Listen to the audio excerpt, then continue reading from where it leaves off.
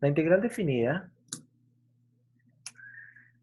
nos va a permitir resolver muchos problemas a lo largo del curso y para iniciar con el estudio de la integral definida necesitamos primero definir lo que son sumas de Riemann.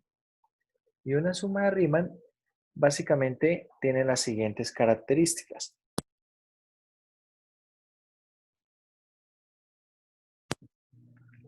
Para considerar una suma de Riemann, vamos a hacer algo parecido a lo que estábamos haciendo esta mañana. Sin embargo, hay algunas diferencias que pueden parecer leves, pero son sustanciales. Una de las primeras diferencias es que a la función no le vamos a pedir continuidad, simplemente le vamos a pedir que esté definida sobre el intervalo, simplemente que esté definida la función. Con respecto a la partición, el intervalo lo vamos a partir en n subintervalos. Lo que estábamos haciendo en la mañana era partición de n subintervalos en intervalos del mismo ancho, es decir, es a lo que le llamamos una partición homogénea o una partición uniforme. En este caso, no vamos a poner esa condición. Simplemente la partición se va a hacer escogiendo una cantidad n de números a lo largo del intervalo y con eso vamos a hacer la partición. Ahora el delta de x será un delta de x sub k, porque ahora va a depender del intervalo. Cada intervalo puede tener un ancho diferente. Dicho esto, entonces vamos a definir lo que es la norma de la partición. La norma de la partición resulta ser el mayor de los anchos de los intervalos. Es decir, vamos a definir la norma de la partición que se escribe así, norma de P, como el máximo del ancho de los intervalos. Es decir, voy a tomar todos los delta de x sub k y voy a escoger el mayor de ellos y esa será la norma de la partición. Entonces luego lo que hacemos es construir la suma y para eso necesitamos unos puntos de muestra. Al igual que esta mañana, en cada subintervalo voy a escoger un punto de muestra. Ese punto de muestra lo vamos a escoger de cualquier forma. En la mañana lo escogíamos ya fuera como punto medio, como extremo derecho o como extremo izquierdo. Sin embargo, en una suma de Riemann en general no se pone esa condición. Esa condición no está para construir la suma de Riemann. Bien, bien. Entonces, una vez tenemos esos elementos, construimos la suma y esa suma se conoce como una suma de Riemann. ¿Para qué me sirve construir sumas de Riemann? Entre otras cosas, construir las sumas de Riemann me va a permitir poder definir de una manera más precisa lo que es la relación entre la integral y el problema que estábamos resolviendo esta mañana.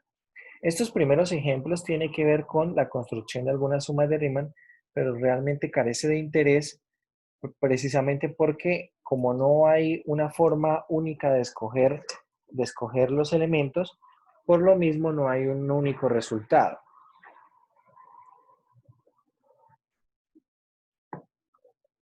Las sumas de Riemann con cantidades finitas de subintervalos pueden dar todas diferentes.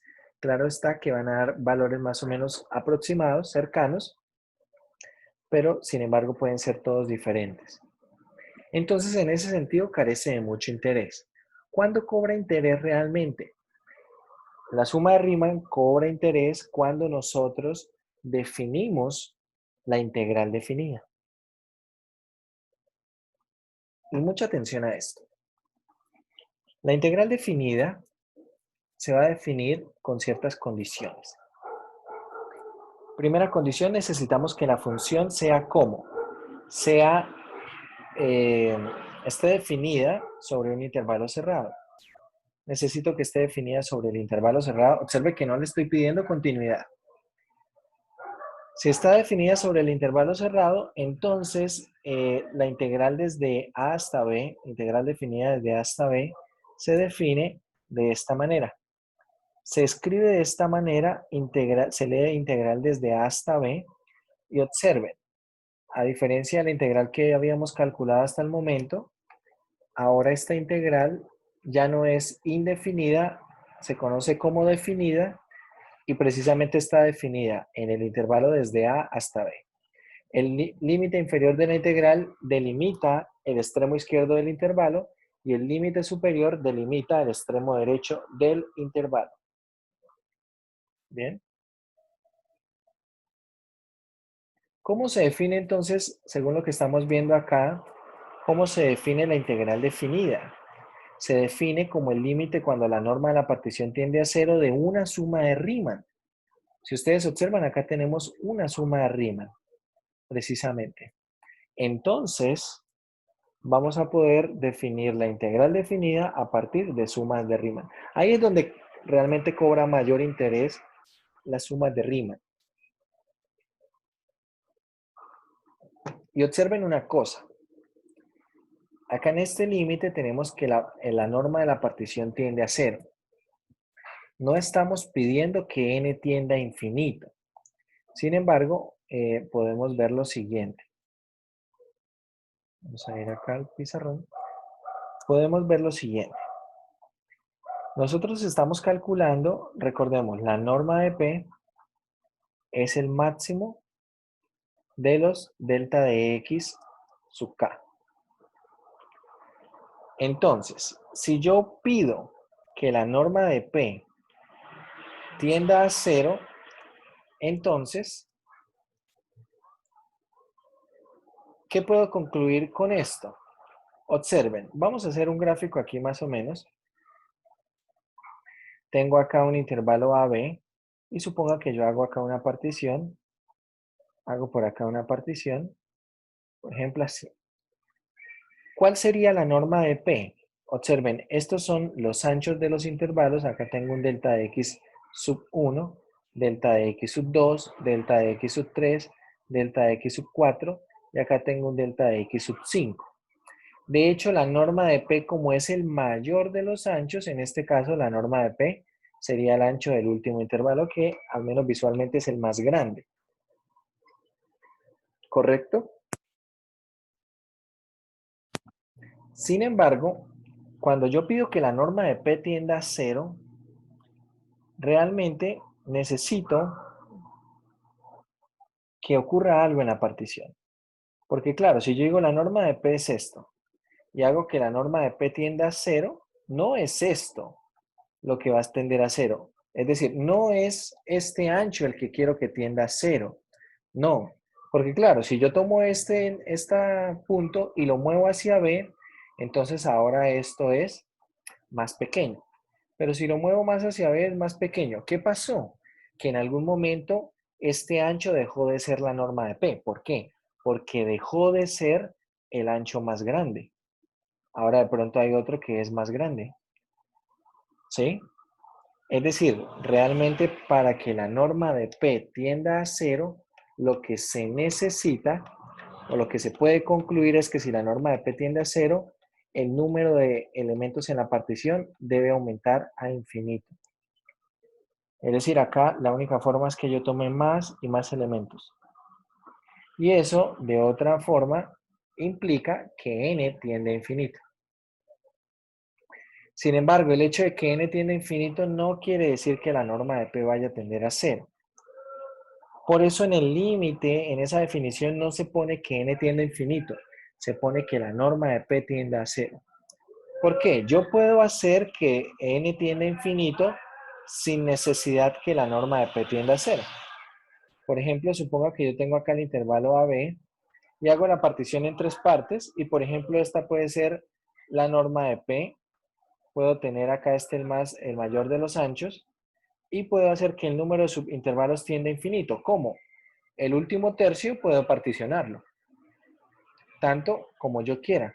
Puedo poner ahí infinitos términos.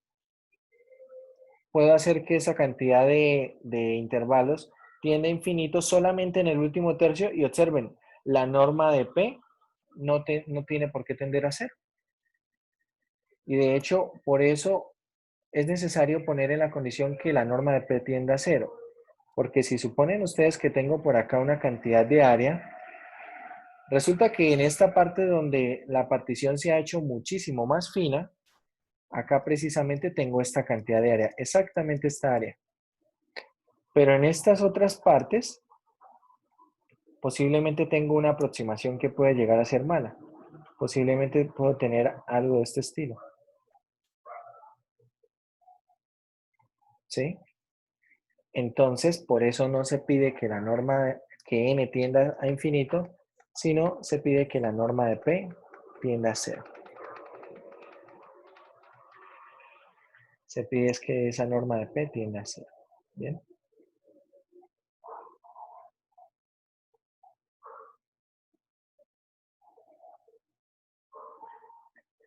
Vale, volvemos al PDF.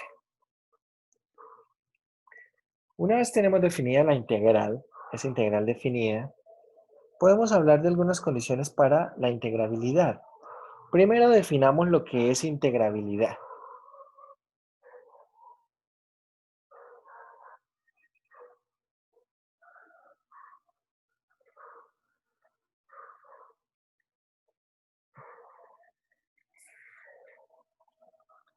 Entonces, se dice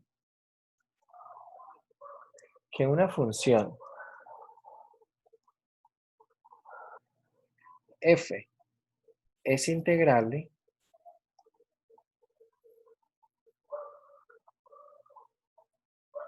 sobre un intervalo AB. Es importante hablar del intervalo porque si no, no tiene mucho sentido. Es integrable sobre AB si la integral definida desde A hasta B de f de x existe.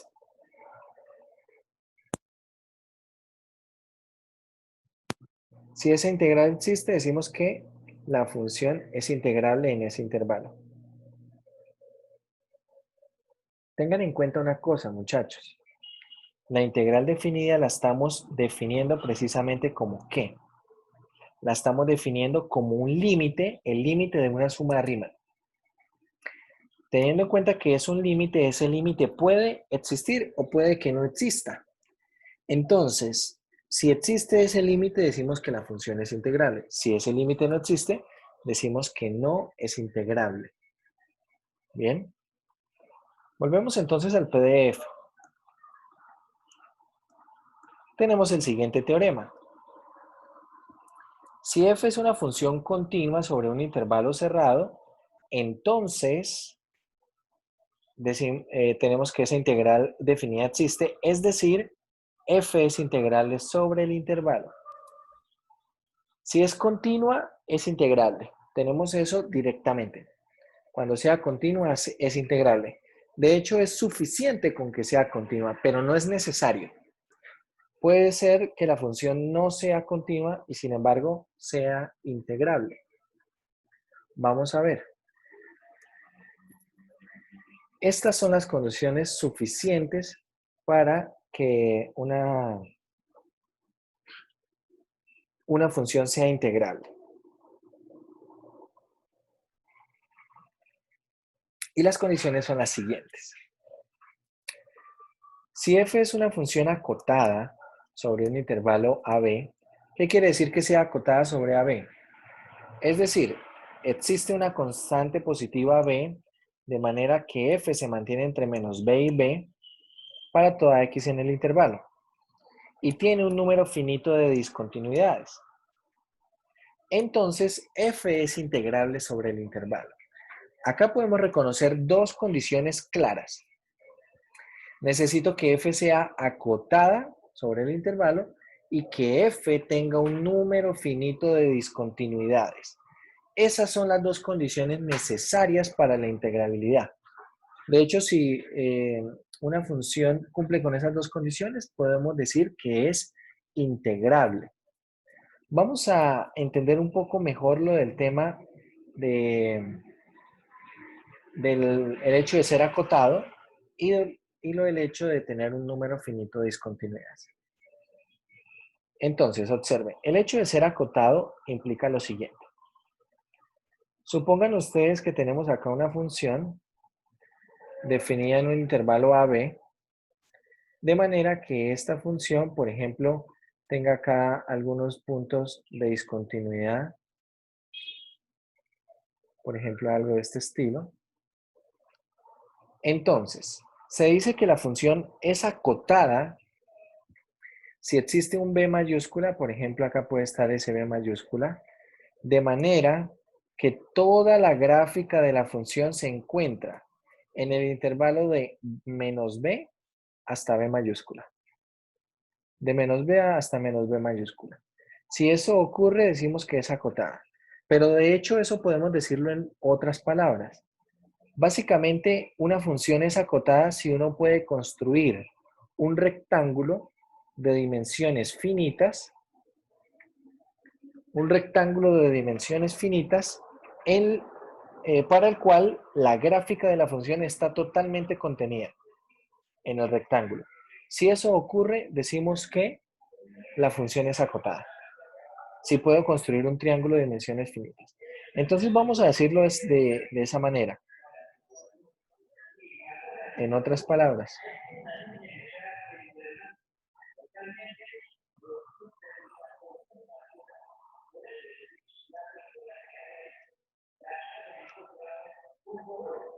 una función es acotada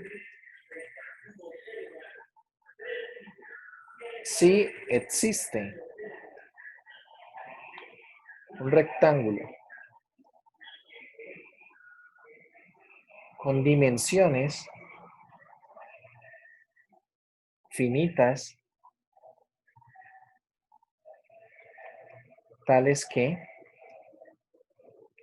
la gráfica de la función está totalmente contenida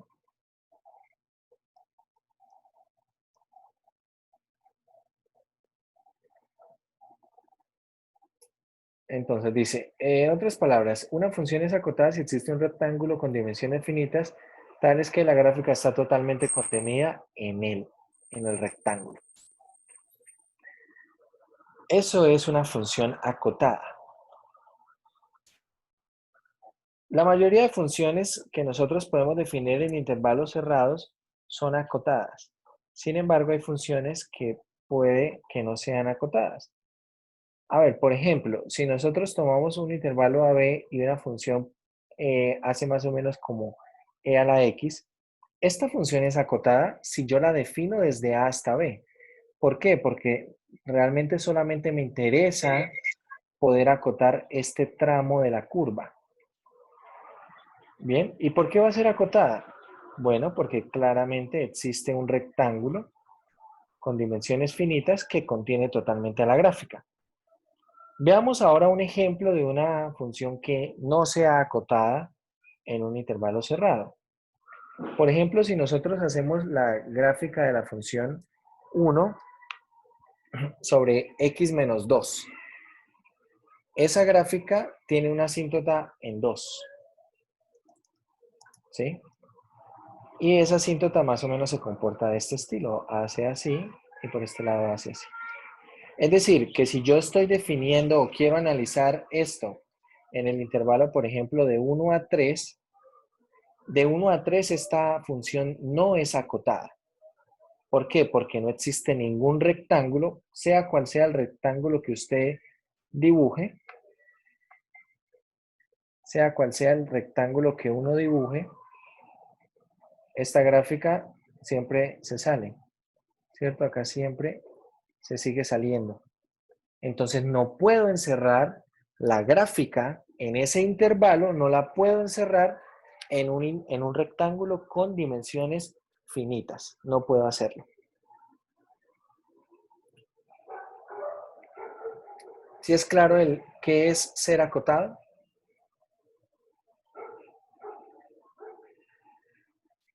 Ahora, ¿qué es tener un número finito de discontinuidades? Por ejemplo, esta primera gráfica nos muestra un número finito de discontinuidades. Tiene acá un punto de discontinuidad, tiene un segundo punto de discontinuidad. Tiene solamente 2 puntos de discontinuidad, es una cantidad finita. Esta gráfica no tiene puntos de discontinuidad, es finita. Esta tercera tiene solamente un punto de discontinuidad, es una cantidad finita, es un punto de discontinuidad. Pero, ¿qué casos conocen ustedes algún caso en el cual tengan una función con infinitos puntos de discontinuidad en un intervalo cerrado? A trozos. ¿Cómo sería? Que tenga infinitos puntos de discontinuidad en un intervalo cerrado.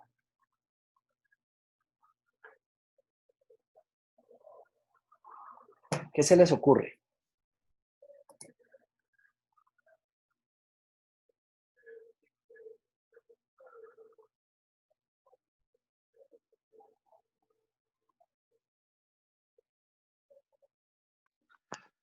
Profe, con que sea discontinua ya no tiene infinitas discontinuidades. Bueno, profe, No, no.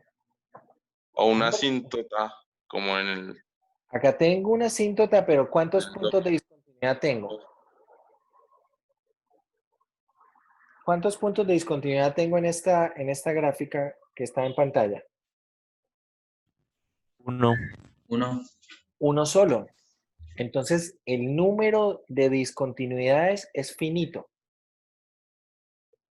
Porque uno es una cantidad finita, ¿cierto? Entonces, no basta con que sea discontinua. Esta es discontinua en un punto. Esta es discontinua en 2 puntos. Pero ahí sigue teniendo finitos puntos de discontinuidad. Entonces, ¿será que existe una función que tenga infinitos puntos de discontinuidad en un intervalo cerrado? ¿Conocen alguna? Profe, la función z de Riemann no entra en esa clase. La función z de Riemann. ¿Cuál es esa función? ¿Cómo la conoce usted? ¿Cómo la define? Esa función tiene una definición, pero creo que en varios términos. La vi por ahí en un libro hace, entonces, no sé. De hecho, la función z de Riemann es mucho más compleja, pero no sirve realmente mucho para este ejemplo. Hay una función que es una función característica, y esa función característica la podemos definir de la siguiente manera. Característica de los números racionales, por ejemplo. Así se denota. Esa función característica, ¿qué hace? Va a poner 1 de imagen si x, este x que está acá, es un número racional. Y va a poner 0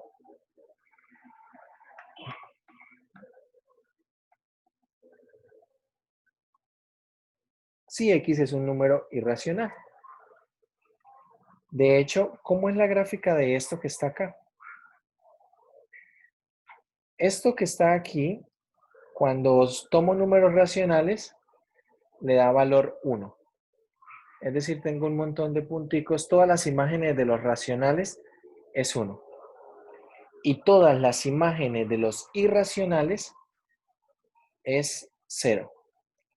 Todas esas imágenes van a ser 0. De hecho, el conjunto de los números racionales es un conjunto denso y el de los irracionales también. ¿Denso en qué sentido? La densidad de los números básicamente dice lo siguiente. Por ejemplo, teniendo en cuenta que los racionales es denso, ¿qué quiere decir que los racionales sea denso? Si usted toma A y B en los racionales, con A menor que B, entonces existe un número C,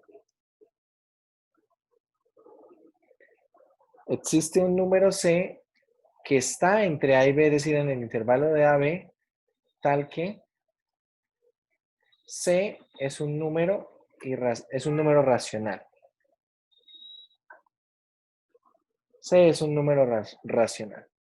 Eso es lo que dice la densidad. Básicamente, en pocas palabras, en palabras coloquiales. El hecho de que los racionales sean un conjunto denso quiere decir que si usted toma cualesquiera dos puntos, siempre puede encontrar un punto entre esos dos dados. Siempre. Eso quiere decir que sea denso, pero de hecho, eso se puede extender a lo siguiente. Suponga que tengo dos puntos aquí A y B racionales. Yo puedo encontrar por la densidad otro racional, llamémoslo A1, que está entre ellos dos. Pero como A y A1 son racionales, entre A y A1 puedo encontrar otro también, ¿cierto? Por la misma densidad. Llamémoslo A2. Y así ahora, por ejemplo, entre A1 y A2 puedo encontrar más. Y así entre cualesquiera dos racionales puedo seguir encontrando más y más y más y más racionales. ¿Qué quiere decir eso? De hecho, la densidad de los racionales quiere decir que entre cualquier par de números racionales, ojo, entre cualquier par de números racionales existe un número infinito de números racionales. Entre cualesquiera dos racionales existe un número infinito de números racionales. Y eso ocurre también con los irracionales. Entonces, claro, yo por ejemplo tomo acá el intervalo, qué sé yo, de 1 a 2. Tomo el intervalo de 1 a 2. En el intervalo de 1 a 2 existen infinitos racionales y por lo tanto acá tenemos todas sus imágenes, ¿cierto? Yo acá dejo espacios para que se pueda ver. Pero también tengo infinitos, en ese mismo intervalo tengo infinitos irracionales. Es decir, tengo infinitos puntos de discontinuidad. De hecho, ustedes pueden analizar esta función y esta función, el límite no existe para ningún punto. En esta función el límite no existe en ningún punto, y esta función es discontinua en todos los puntos de su dominio. Y lo mejor de todo es que el dominio de la función es el conjunto de los números reales. Entonces, este es un ejemplo de una función que tiene dominio los reales, el dominio de los reales, y sin embargo la función no es continua en ningún punto. En ningún punto es continua esta función. Entonces, acá podemos ver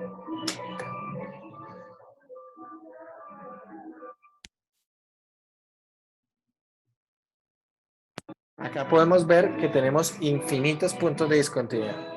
Bueno, no sé si escuchan ustedes la música por acá. Preciso llegó la orquesta a tocar. Entonces les pido ahí disculpas si se escucha mucho ruido. Entonces hay pocos casos, muchachos, hay pocos casos, pero de hecho es posible encontrar esos casos. Este no es el único caso. Hay funciones que podemos dibujar en GeoGebra que incluso pueden ser un poco más naturales. A ver, por ejemplo, si nosotros conseguimos, a ver, vamos a construir la siguiente función. Vamos a construir la función 1 sobre el seno de 1 sobre x. Así. De hecho, esta función, ¿quién será? Será la cosecante de 1 sobre x. Lo que quiero ver es que esta función, por ejemplo, entre 0 y 1 tiene un montón de puntos de discontinuidad. Voy a dibujar para que nos podamos ilustrar esto. A ver, vamos a quitar esta. Voy a dibujar esta función. Y igual al seno de 1 sobre x. Miren esta función. Pregunta, ¿cuántas veces esta función corta al eje x? ¿Cuántas veces? ¿Cuántas veces dicen ustedes? Infinitas. Infinitas. Infinitas veces. Infinitas. Y de hecho, miren lo juntas que están. Acá parece que fuera una franja, pero es que oscila tan rápido. Mírenlo, ahí está, oscila tan rápido. Tiene infinitos puntos de corte con el eje X. Ahora, si pensamos en eso, muchachos, pensando en eso, cuando yo construyo la función 1 dividido en seno de 1 sobre X, en cada vez que esto se hace 0, es decir, para cada valor que tenga un punto de corte, ¿qué pasa con toda esta función 1 sobre seno de 1 sobre X? Esta función simplemente no existe, ¿cierto? No está definida. ¿Qué quiere decir eso? Que tiene punto de discontinuidad allí. Voy a escribirlo en GeoGebra. A ver si GeoGebra me lo grafica. Vamos a ver. Es decir, tengo y igual a la cosecante de 1 sobre X. Veamos qué dibuja GeoGebra.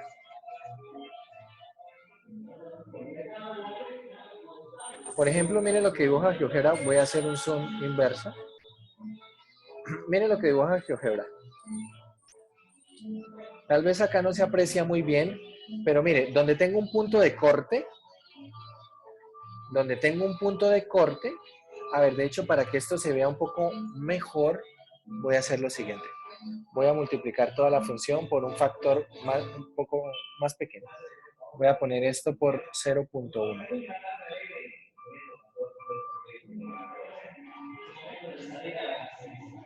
A ver, no sé por qué no.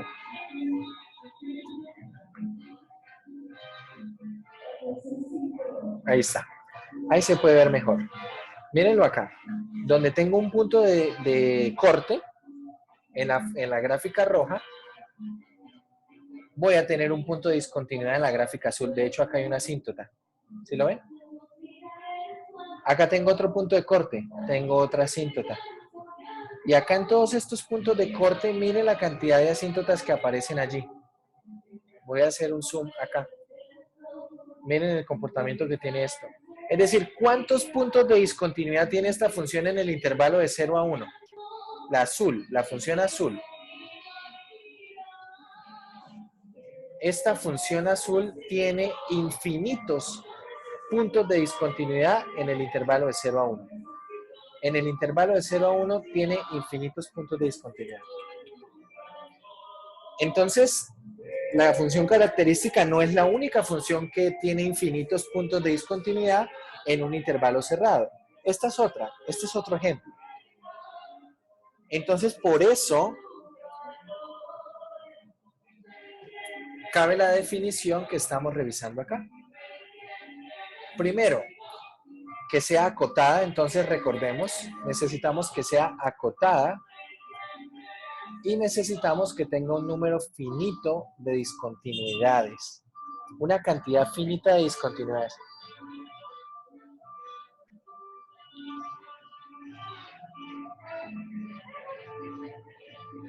Bien.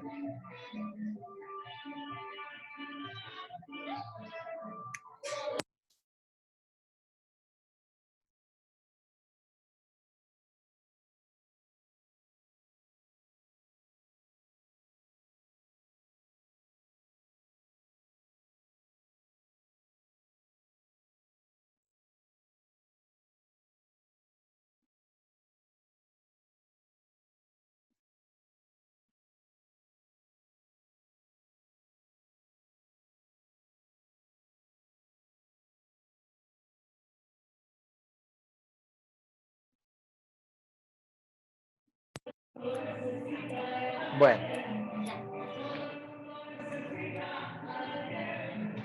¿Se escucha mucho la música, muchachos? Aproveche de la policía. Sí, señor. Señor. Le dan ganas de como de ponerse a bailar a uno. Yo no sé por qué traen pachanga hasta ahora, oiga.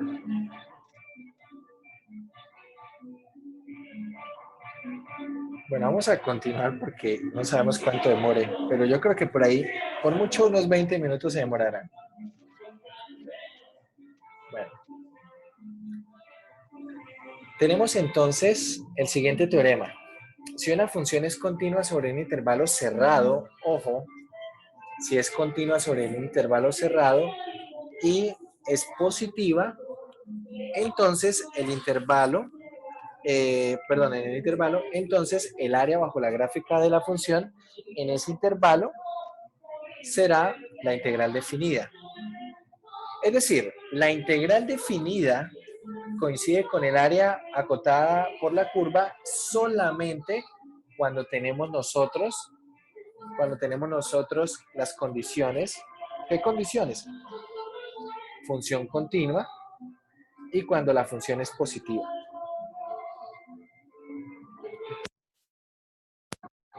Si no tenemos esas condiciones, la integral definida no necesariamente es el área bajo la curva. ¿Bien? No tenemos esa coincidencia. Entonces, esto es importantísimo para poder calcular y resolver problemas de área. Eso se tiene solamente, repito, cuando sean las condiciones de ser continua y de ser positiva. Bien. Bueno, de momento acá en el resto del capítulo lo que se hace es calcular un poco algunas áreas y algunas integrales de Riemann, pero realmente no me interesa mucho este proceso porque hay un proceso un poco más óptimo y es utilizando el teorema fundamental.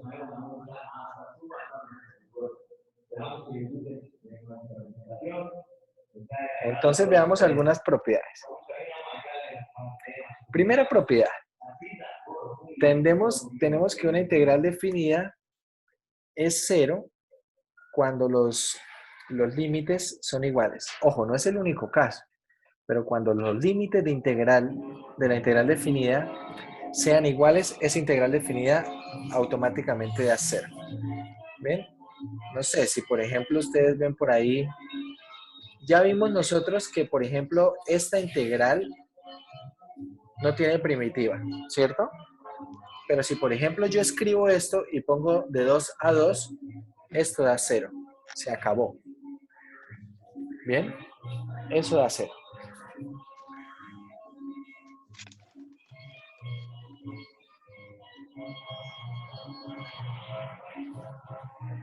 Veamos la otra propiedad.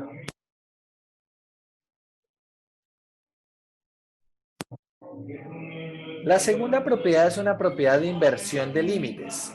Si yo tengo una integral definida con límites desde B hasta A y yo quiero cambiarle el orden de los límites por alguna razón,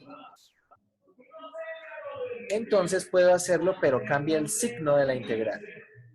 Usualmente pues uno tendría una integral desde A hasta B de f de x.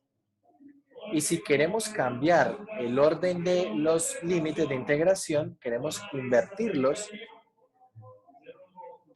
¿qué pasa? Que esas dos integrales serán iguales, pero difieren por un signo.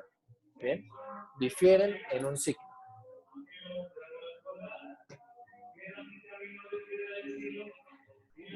Vale. Vamos a ver otro par de propiedades más. Esa inversión de límites, ¿para qué es más que todo utilizado? Señor. Esa inversión de los límites, ¿para qué se utiliza más que todo? Bueno, de momento vamos a ver para hallar el área total.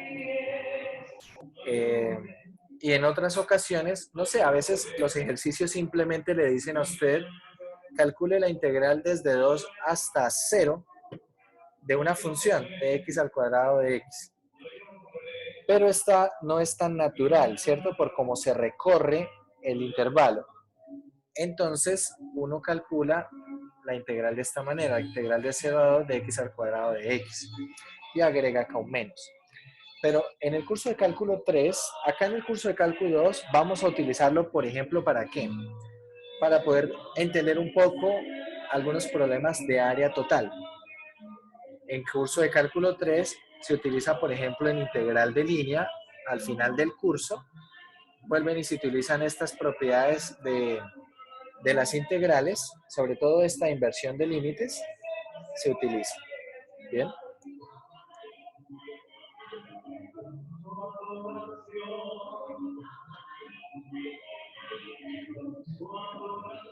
Veamos otro par de propiedades que se heredan de la sumatoria. ¿Qué propiedades tenemos aquí? Básicamente, si yo tengo una integral definida, puedo sacar la constante. Y la segunda propiedad, ¿qué dice? Si tengo una integral definida de una suma o resta de funciones, esto es la suma o resta de las integrales definidas. Puedo separar en integrales, básicamente las propiedades que teníamos para la integral indefinida. Puedo separar en integrales, puedo sacar constantes, ¿bien? Se mantienen esas dos mismas propiedades. Y aquí tenemos una propiedad que sí es nueva y es una propiedad tremendamente útil cuando estamos resolviendo algunos problemas. Y es la propiedad que va a permitir separar una integral en dos integrales. Más o menos lo que vamos a hacer es partir la integral. Piensen lo siguiente, tengo una función y tengo una función que es integrable, ¿bien? Sobre un intervalo cerrado AB. Y ubico un punto C sobre el intervalo AB. Entonces, yo esta integral desde A hasta B la puedo ver como ¿qué? Como la integral desde A hasta C, es decir, esta primera integral, la integral desde A hasta C, más la integral desde C hasta B. ¿Para qué me sirve, por ejemplo, esta propiedad? Por ejemplo, cuando tengo problemas de continuidad. Supongo que tengo acá una función definida entre A y B y tengo por acá un tramo de una función, tengo por acá otro tramo de otra función y yo quiero calcular esa integral definida. Entonces, ¿cómo lo hago? Tengo que ubicar precisamente ese punto de discontinuidad y en últimas la integral definida desde A hasta B es la integral desde A hasta C más la integral desde C hasta B. Y precisamente debe hacerse de esa manera para esquivar de alguna forma ese problema de discontinuidad. ¿Bien? ¿Para qué otro caso se utiliza esta propiedad? Para cuando tenemos que calcular problemas en los cuales no me sirve hacerlo en un intervalo de manera corrida, de manera consecutiva, sino que necesito de pronto dividir el intervalo en algunos subintervalos para poder trabajar con él. ¿Bien? Esta propiedad se puede generalizar, es decir, así como puedo dividirlo en dos intervalos, si yo ubico por acá un punto D, entonces acá iría desde A hasta C, más desde C hasta D, más la integral desde D hasta B de f de x de x.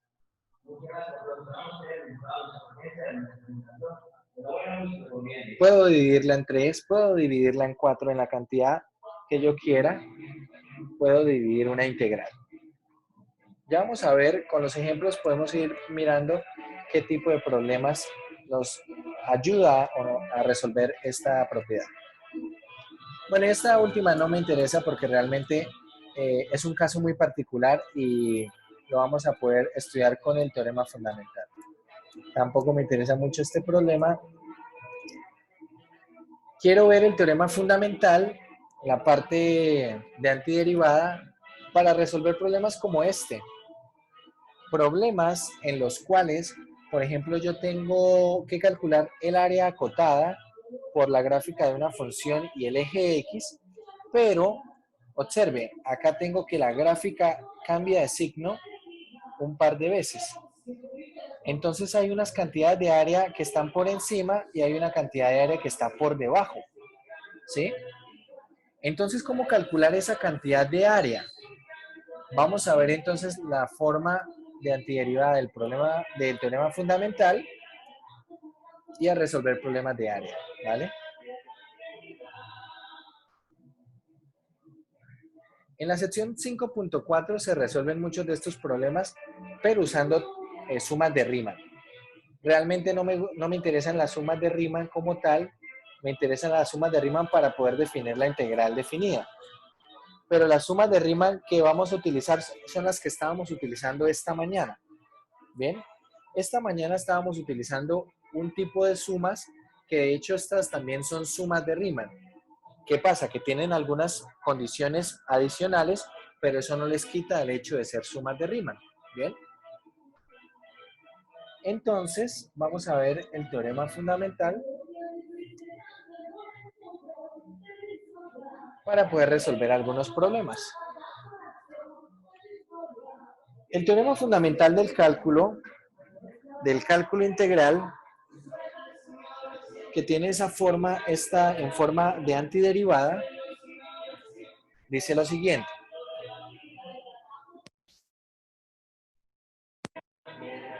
Si f es una función continua sobre un intervalo cerrado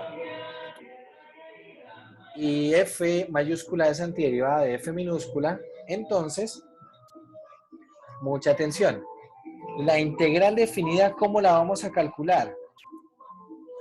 Ya no la vamos a calcular como la suma de Riemann, no.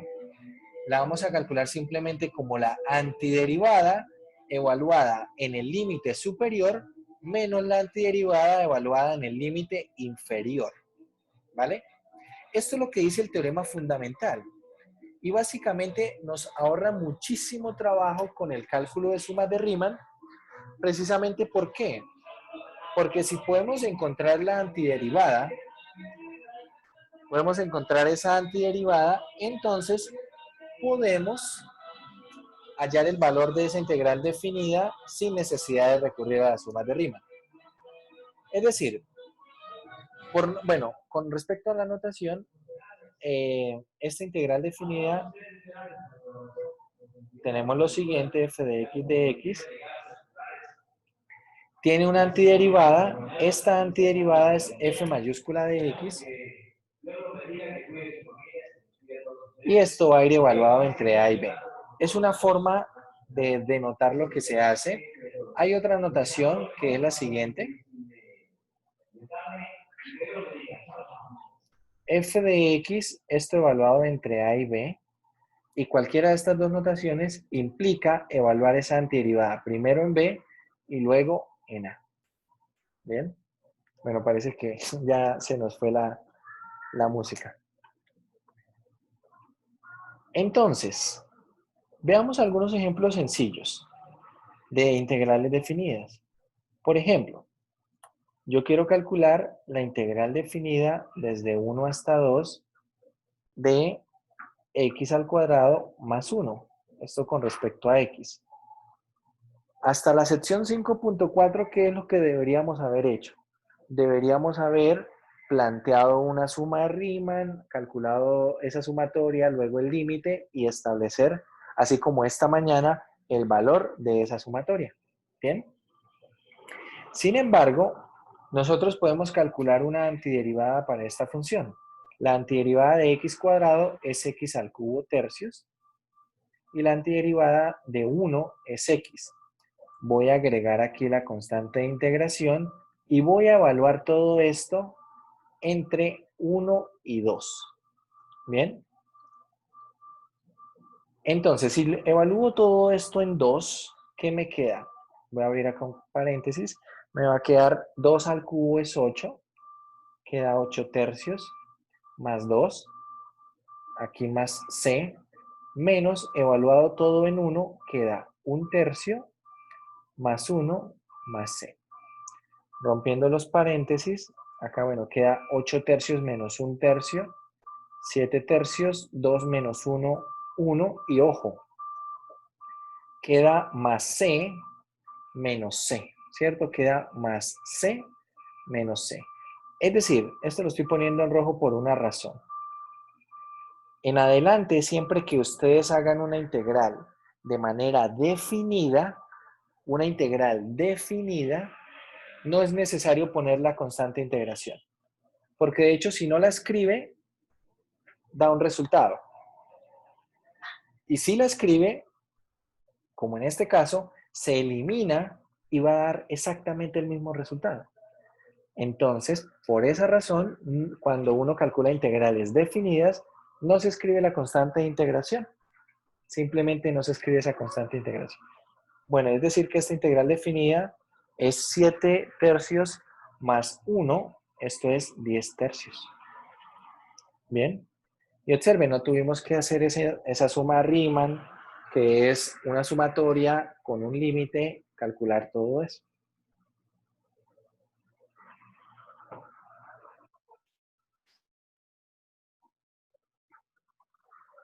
Bien. Esto nos ayuda a resolver problemas de una manera mucho más sencilla. Por ejemplo, vamos a resolver el problema que resolvimos esta mañana del área. Halle el área de la región acotada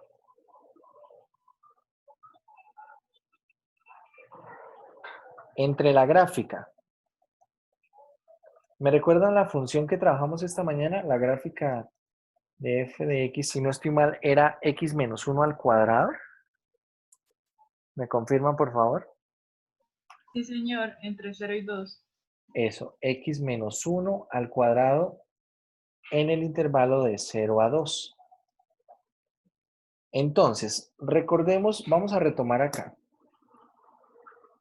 Uno de los últimos teoremas que vimos en esta parte decía precisamente lo siguiente, en uno de los teoremas que vimos. El área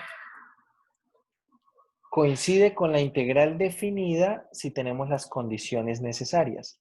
Si la función es continua sobre el intervalo cerrado, que en este caso ocurre, si la función es positiva, que en este caso ocurre, entonces el área no es otra cosa que la integral definida. Esta mañana calculamos esa cantidad de área usando una suma de Riemann. Ahora tenemos que el área es la integral definida entre 0 y 2 de x menos 1 al cuadrado de x. Vamos a resolver ese cuadrado, es decir, acá tengo integral de 0 a 2 de x al cuadrado menos 2x más 1 por el diferencial de x. ¿Y esto qué es? Calculo la antiderivada. Antiderivada de x cuadrado, ¿quién es? Es x al cubo tercios. La antiderivada de 2x, ¿quién es? X al cuadrado. Y la antiderivada de 1 es x.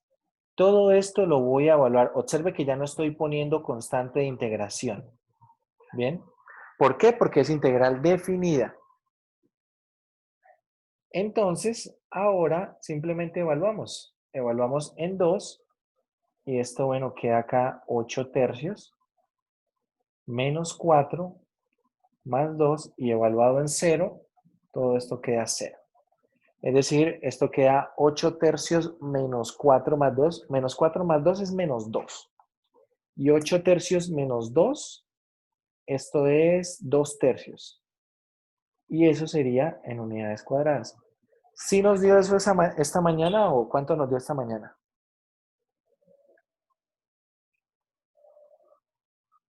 .666. Eso, ¿Qué es eso? 2 ¿Qué es tercios. eso? Sí, 2 tercios. Entonces observen cómo resolvimos este problema. Ahí ya queda resuelto ese problema. El problema del área lo resolvemos en 3 líneas. Esta mañana, ¿qué hicimos? Esta mañana para resolver el problema del área, lo que hicimos fue encontrar esa suma de Riemann, que básicamente en qué consistía, en hacer una partición uniforme, ¿cierto? Calculábamos el delta de x, calculábamos el x y asterisco, luego calculamos el f de x y asterisco, y finalmente planteábamos el área como el límite de la sumatoria. Luego, ¿qué teníamos que hacer en esa sumatoria? Hacer cuentas, productos, separar en varias sumatorias, aplicar fórmulas de sumatorias, seguir simplificando para finalmente aplicar el límite, ¿correcto? Y todo eso para llegar a encontrar el valor del área. Ahora, con esta herramienta, observen la utilidad del teorema fundamental.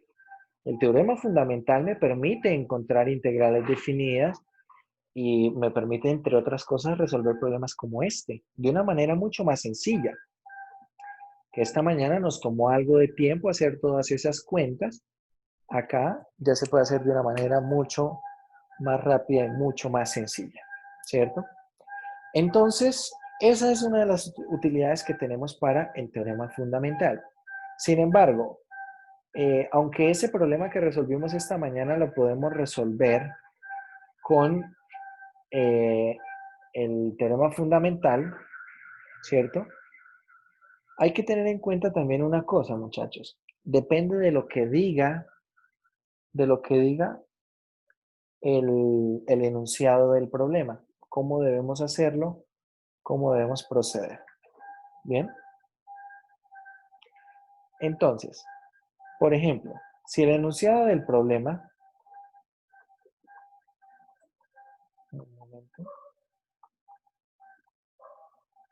Si el enunciado del problema nos dice simplemente calcule el área acotada entre la curva y en tal intervalo, usted puede hacerlo como usted quiera. Si usted quiere usar integrales definidas, bien. Si quiere usar sumas de Riemann, también. ¿Vale? Que claro que el uso de suma Riemann tal vez no será lo más conveniente.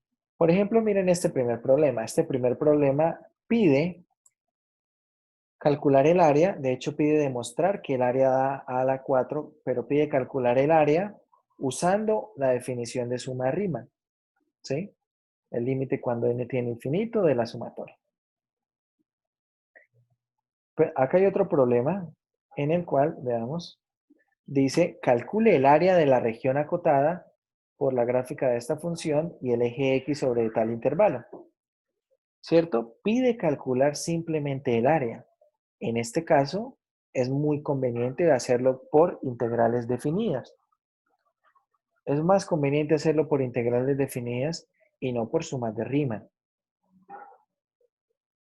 Es decir, usen solamente la suma de Riemann cuando el problema se los pida. En cualquier otro caso, es mucho más cómodo trabajar con la integral definida. Veamos este otro examen, el problema 2. Dice, halle el área de la región. Y acá se da la gráfica, se da la ecuación de la curva, pide hallar el área de la región. Miren la función que tenemos acá. Si nosotros nos ponemos a hallar el área de esta región usando sumas de Riemann, realmente vamos a tener que trabajar bastante. No como esta mañana donde la función era sencilla. Miren la complejidad de esta función. Vamos a tener que trabajar bastante y posiblemente nos vamos a quedar sin herramientas para poder continuar en algún momento. Sin embargo, el problema que está más adelante, el problema 3, dice calcule esta integral definida por medio de del límite de una suma de Riemann. ¿Bien? Acá está diciendo qué herramientas quiero que utilicen para resolver el problema. Si el problema no los fuerza a usar suma Riemann como el punto 2, lo más recomendable es que no lo hagan. Lo más recomendable es que utilicen la integral definida para resolver el problema. ¿Bien? Entonces, pero tampoco quiero que de pronto el problema diga use suma de Riemann y usted usó integral definida simplemente, ¿no? Porque pues si no lo hace con el método que se les solicita, no solo se sugiere, sino se solicita, pues entonces el punto será invalidado. Bien, la solución del problema presentado será invalidada. Tener eso ahí presente. Quiero entonces, vamos a ir acá al GeoGebra, vamos a borrar estas funciones que están bien chéveres, pero no las vamos a poder utilizar para lo que queremos resolver. A ver, vamos a poner aquí esto, pongámosle 2x. Tengo acá una función. Vamos a ponerle menos 2 a todo. Y vamos a graficarla. Bueno, menos 2 no. Entonces vamos a ponerle acá 3x.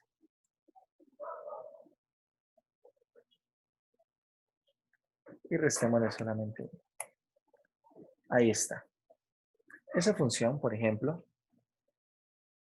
esta función, lo que quiero analizar en esta función precisamente es el hecho de que tiene un cambio en las áreas.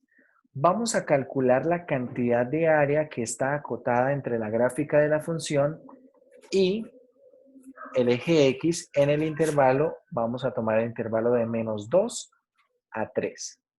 Y ojo, de -2 hasta este punto que vamos a tener que calcularlo, de -2 hasta este punto, observe que la gráfica como es, negativa. La cantidad de área está por debajo. Desde este punto hasta este otro puntico que vamos a calcularlo, está por encima, es decir, la función en ese tramo es positiva. Desde este tercer punto hasta este otro que aparece que fuera 2, vamos a tener que calcularlo para poder calcular esta cantidad de área. Y luego, entre 2 y 3, la función será positiva. Bien, hay algunas cuentas que debemos hacer acá. Entonces, primero vamos a necesitar encontrar las raíces. Ojo, ¿cómo encontramos las raíces de esta función? Vamos a ver, esta función es...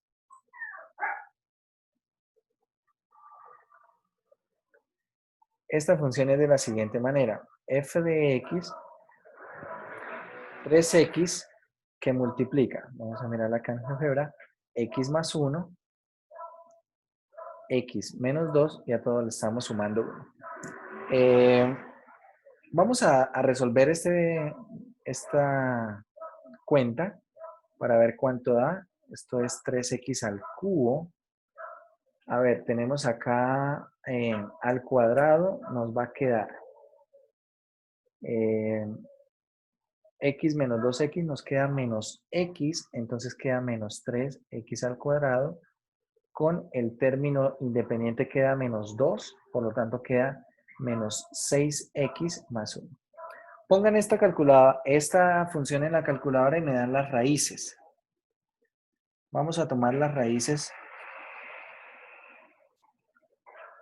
¿Saben cómo encontrar las raíces en la calculadora, cierto? De un polinomio de grado 3.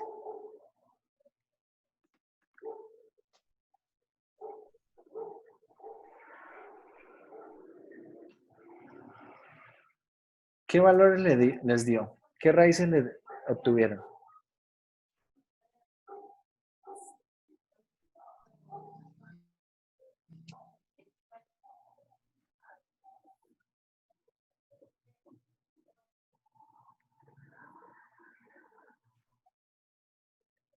¿Ya obtuvieron raíces, muchachos?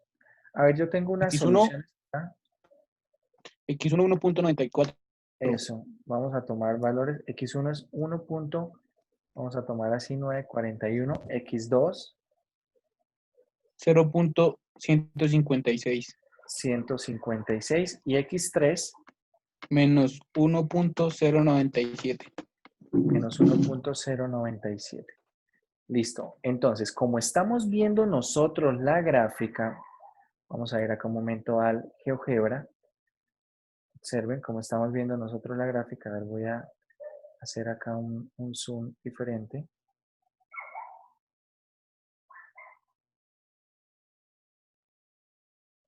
Así.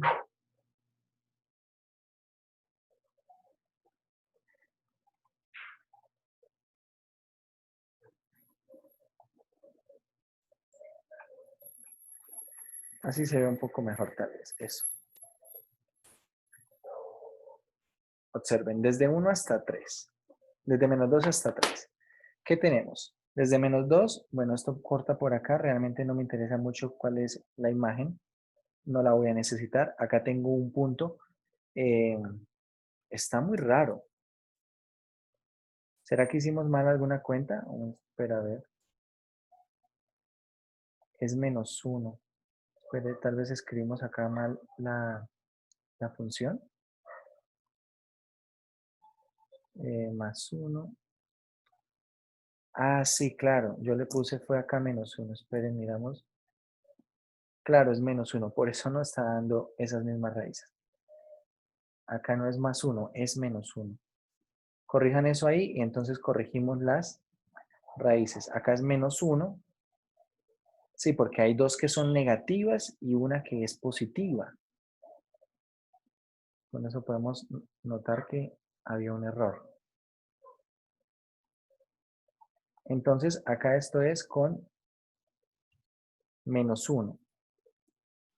La primera raíz sería 2.053. 2.053. La segunda, Menos 0.187. 587. Y la tercera, Menos 0.865. 865. Listo. Ahora sí, coincide con lo que tenemos acá, ¿no? Entonces, observe, acá vamos a tener 4 regiones. Esta primera región que está entre -2 y ese menos 0.8 algo es nuestra cantidad de área 1. Acá esta regioncita pequeña que está en la parte de arriba, esto es una cantidad de área A2. Entre este menos 0. Algo hasta esta cantidad menos 2,050 y algo, tengo una cantidad de área A3. Y entre 2 y 3, entre ese 2 punto algo y 3, tengo una región A4. Tengo esa región A4. Entonces, vamos a calcular cada una de esas cantidades de área. Pero ojo, ¿cómo voy a plantear yo el área total? Mucha atención. El área total será la suma de las áreas. A1 más A2 más A3 más A4. Pero teniendo salvedad que yo, por ejemplo, el A3 me interesa el área que hay ahí. Por ejemplo, ¿cómo voy a calcular el área A2? El área A2 no tiene mucho problema porque la función es positiva, es decir, acá voy a ir entre la raíz, entre una de esas raíces que, bueno, era menos 0. Algo, menos 0.8 algo, y la otra de las raíces que era menos 0, miremos aquí en el menos 0.865 y menos 0.587. Entonces va a ir entre esos dos, 865 y bueno, 567 creo. ¿De quién? De la función, ¿cierto? De esa función f de x de x. ¿Eso lo puedo calcular? No hay problema. Pero, por ejemplo, ¿cómo calcular el área A3? Resulta que el área A3, si yo calculo la integral definida, acá es de menos 0.567, calculo eso. ¿Seguros que es de ese es menos 0.5 algo? No creo. Profe, ahí me dio menos 0,187. A mí Sí, también me porque dio está eso, profe. mucho más cercano al 0, no está tanto en la mitad. Ya me dio eso. Ahorita lo corregimos, no hay problema. Bueno, esa cantidad.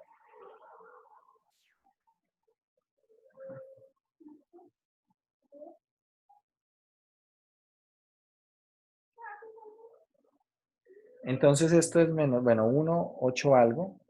Y vamos a ir hasta el 2.053 de la función. Resulta que esta cantidad, esta integral definida nos va a dar negativo. Esto nos va a dar negativo. Entonces, ¿cómo arreglamos ese problema? Voy a multiplicar Un signo todo para por... la integral, ¿no? ¿Cómo? Con el signo para la integral. Eso, multiplico todo por menos 1. Todo por menos 1. Entonces, de esa manera vamos a encontrar el área A3 y el área A1. Esto todo lo vamos a resolver a partir de integrales definidas. No lo vamos a hacer con sumas de Riemann, sino de integrales definidas. Vamos a ir entonces al tablero y a resolver ese problema. Bueno, primero, ¿cómo es la segunda raíz? Es menos 0.8, menos 0.1 ¿qué? Menos 0,187. 1,87. Las otras dos sí están bien así, 2.053 y menos 0.865.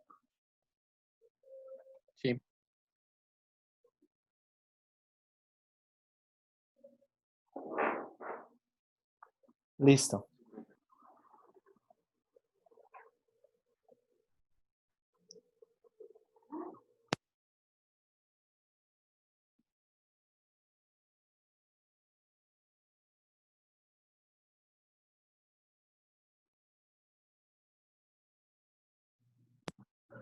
Bueno, vamos a calcular entonces esto. A ver, tenemos primero una cantidad de área. Recuerden que esto todo lo estamos analizando en el intervalo desde -2 hasta 3, ¿vale? Desde -2 hasta 3. Entonces, la primera cantidad de área, como es negativa, ya lo vimos en la gráfica, por eso es importante hacer un bosquejo de la gráfica. La primera cantidad de área será nuestra área A1. Ya vimos que está en la parte de abajo, entonces, ¿esto qué será? Será menos la integral desde -2 hasta menos 0.865 de la función, que es 3x al cubo menos 2x menos 3x al cuadrado menos 6x menos 1. Todo esto por el diferencial de x, ¿cierto? Entonces, como ya tenemos el teorema fundamental, esto será menos ¿quién? Acá vamos a tener entonces, observen, la antiderivada. Será la antiderivada de 3x al cubo, ¿quién es? Es 3x a la 4 cuartos. La antiderivada de 3x al cuadrado, ¿quién es? X al cubo. La de 6x es 3x al cuadrado y la antiderivada de 1 es x. Como es definida, no le pongo constante de integración y acá pongo los límites, desde -2 hasta menos 0.865. Entonces, a ver, vamos calculando eso. Pongan ahí en sus calculadoras y me dicen cuánto da. Pongan todo eso en su calculadora. Todo esto evaluado en menos 0.865 y me dicen cuánto da. Y cuánto da todo evaluado en -2. Hagan eso y me dan los resultados.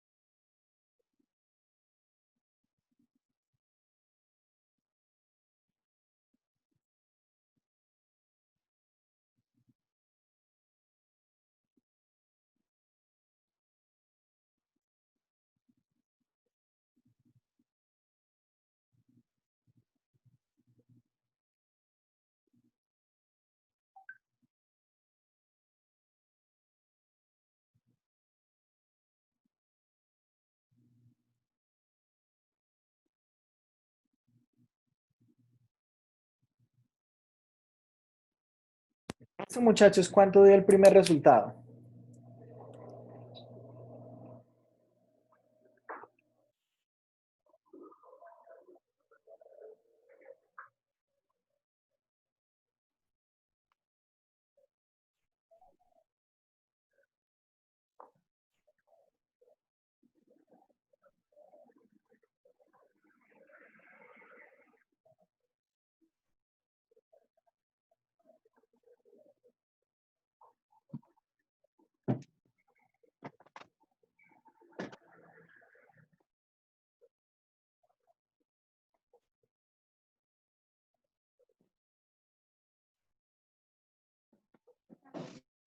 ¿Cuánto da el primer resultado? Menos 0.312. Más lento, por favor. ¿Cómo? Menos 0.312. Menos 0.312. Listo. El segundo resultado, ¿cuánto da?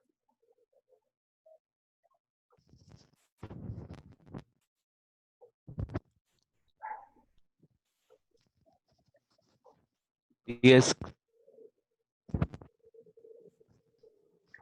¿Cuánto les da? A mí me dio 10. ¿10 exactamente 10? Sí, señor. Listo. Entonces, ¿cuánto da todo esto? Observe, tengo menos 0.312 menos 10 da menos 10.312, ¿cierto? Y con este otro menos, el resultado total ahora nos da positivo 10.312. Tengan en cuenta que este resultado, lo que les había dicho, este resultado de la integral definida sin el menos, este resultado es negativo. Por eso agregándole este menos, tengo la cantidad de área. El área debe ser positiva. ¿Bien?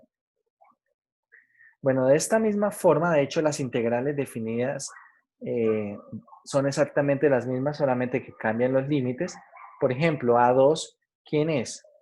¿Quién es el área A2? El área A2, como está por encima del eje X, va positiva, ¿cierto? Y esto va a ir entre menos 0.865 y menos 1.187. 1.87, pero la función acá es la misma. La función acá es la misma. Es decir, esto es 3x al cubo menos 3x al cuadrado menos 3x al cuadrado menos 6x menos 1. Es decir, que la antiderivada es exactamente lo mismo, lo único que cambia ahora que es los límites de integración.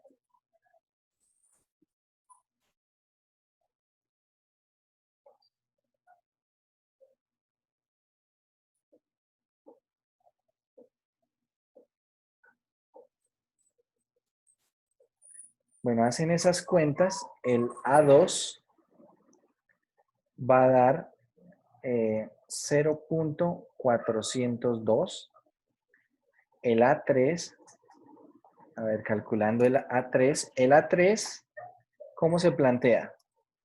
El A3 es la integral desde dónde hasta dónde.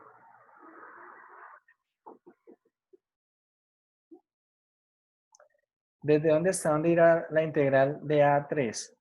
Desde menos 0.187 hasta 2.053, ¿cierto? Acá la función es exactamente la misma. 3x al cubo menos 3x al cuadrado menos 6x menos 1 de x. Calculan esa función, calculan esa antiderivada, la evalúan en esa cantidad. A ver, esta cantidad les debe dar. Esto es 2.053.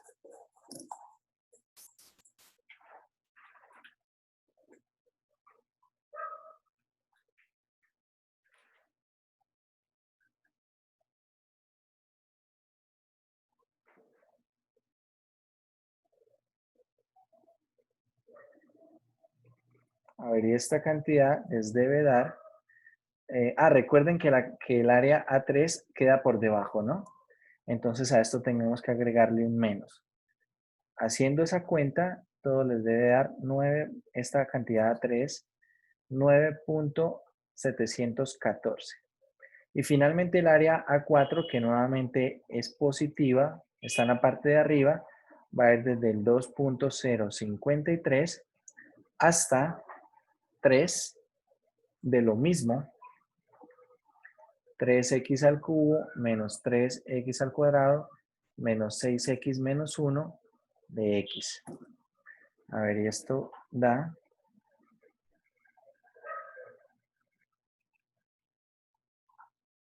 Esto les debe dar,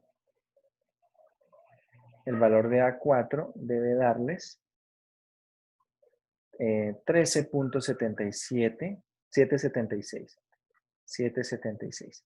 Finalmente, la cantidad de área acotada, ¿quién será? Ya vimos, es la suma de A1 más A2 más A3 más A4. Es decir, A1, ¿cuánto nos dio? Nos dio 10.312. Esto es 10.312 más la cantidad de área A2, 0.402. Más la cantidad de área A3, que da 9.714. Más la cantidad de área A4, que es 13.776. 7.776. Toda esta cantidad de área, ¿cuánto da? ¿Cuánto da todo eso? Vamos a calcular entonces. 10.312 más 0.402 más 9.14. No le puse más decimales a 9.714. Acá me comí un 7. 9.714 más 13.776. Toda esa cantidad da 34.204. Esa es la cantidad de área. Ese es el área total. Bien, ese es el área total acotado. Y esto en unidades cuadradas. ¿Cómo se escribe en el Teams? Bueno, en el Teams se escribe solamente el 34.204. No se escribe nada de unidades, ¿cierto? Quiero que nosotros veamos cuánto da la integral definida desde menos 2 hasta 3 de toda esta cantidad. Es decir, de 3x al cubo menos 3x al cuadrado menos 6x más 1. ¿Cuánto da toda esta integral? Calculen esa integral y me dicen cuánto da.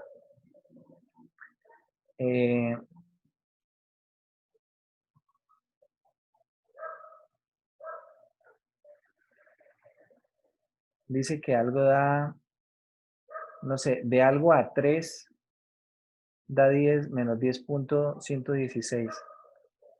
El área 3, profe. Ah, el área 3. Espérenme a ver. El área 3 dice que le da,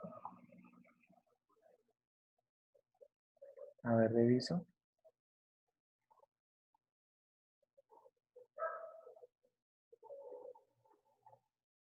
Tenga en cuenta, ya tuvo en cuenta este signo, este menos, para el área 3.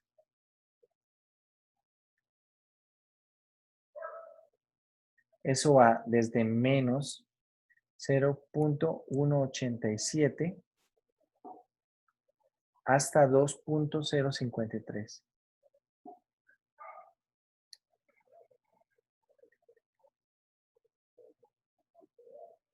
Sí, da 10.116. Bueno, no sé por qué me dio eso ahorita que calculé. Entonces, a ver, corrijamos esto.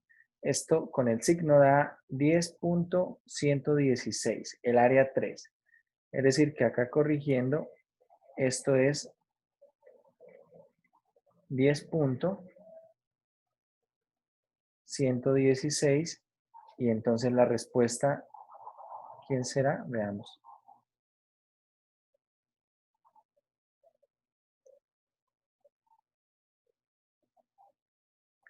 Veamos la respuesta. Entonces, ¿cuánto da toda esa suma?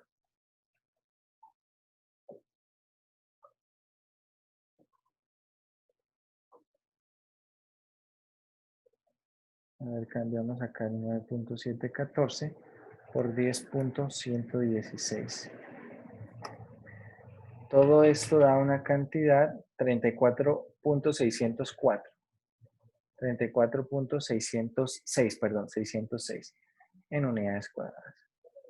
Pregunta, ¿cuánto da toda la integral definida evaluada en el es decir, mirándola del intervalo de menos 2 a 3? ¿Cuánto da esa integral definida?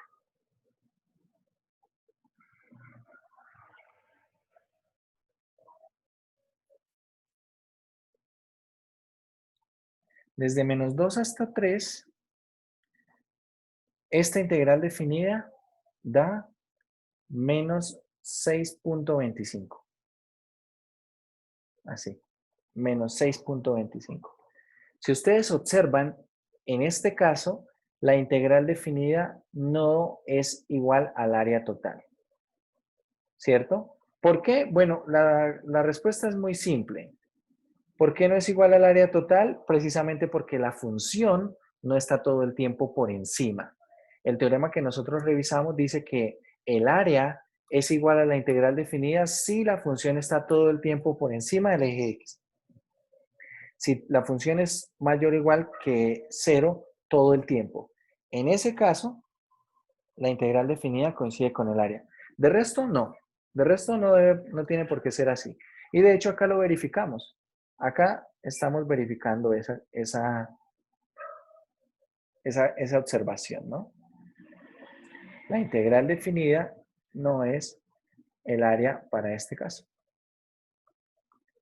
Entonces, por eso, importantísimo saber cómo resolver el problema y para poder resolver el problema, tener muy claro la gráfica y en base a la gráfica poder encontrar los puntos de corte, poder encontrar dónde la función es positiva, dónde es negativa y poder plantear el problema del área. ¿Bien?